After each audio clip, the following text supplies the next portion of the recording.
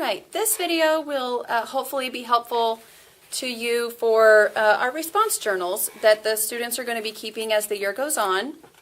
Each student has a composition notebook, and it will serve as their response journal for each letter that they write for me each week.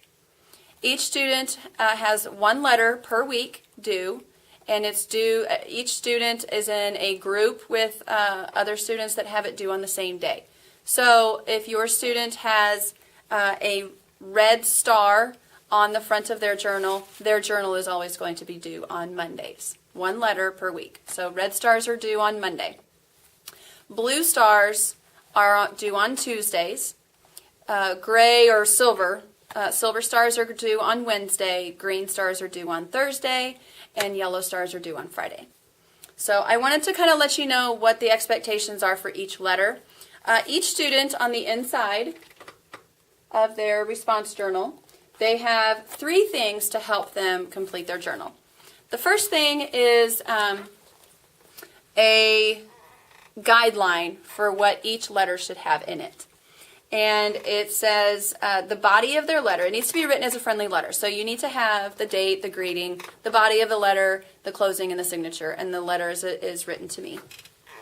The first thing that all students need to do, answer any questions that Mrs. Howe has asked you in your last letter. And so that's something that if I ask them, when I respond to their letter, it's a letter back and forth. I want them to respond to something that I've asked them, or respond to something that maybe I've asked them to think about.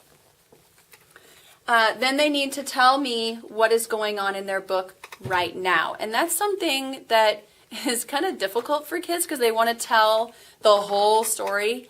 But what I've tried to explain to them is that I want to know what's going on in your story right now. Just give me a little snippet of what the character's been doing, what kind of struggles have they been having, just right now, what's going on. And make sure to include characters' names and setting. The most important focus of their letter, though, the majority of their letter, needs to be choose any of the letter response prompts to write about. Just write about what's been going on through your mind as you've been reading your book, or choose a strategy we've studied and write about how you've been using it in your reading. Since we are in the beginning stages, I kind of thought, well, students knowing what to write about their thinking might be hard. So I gave them lots of starters, and we went through these one by one the week before we started all these. And so these are a lot of things, and they're glued in their journal so that they can't lose them. This is something they can use to help them come up with things that they're thinking about. I think a lot of times kids, they're thinking while they're reading, but it's hard for them to verbalize. It's hard for them to stop. Okay, what am I thinking? It's harder to do that. So sometimes if they have these, they can kind of reflect and go back and think about what they were thinking. The other thing they have is it's a smaller version of something similar to what these are some ideas of things that they can write about with their thinking as well. So these are some helpful things that they can use. I'm going to read you a couple of examples of some effective response letters. They don't need to be, if the students want to write more than a page, they can. A page is about right. Dear Mrs. Howe, how have you been? Right now in my book, Nikki, Zoe, Chloe, and Mackenzie got called to the principal's office for a talk about the great toilet paper caper. Nikki, Zoe, and Chloe pulled up. But then Marcy barged in and talked about how Mackenzie locked Nikki, Zoe, and Chloe in a storage closet, so she had to change the subject. I love these books so much because me and Nikki are like the same person. I hope they make the 7th book.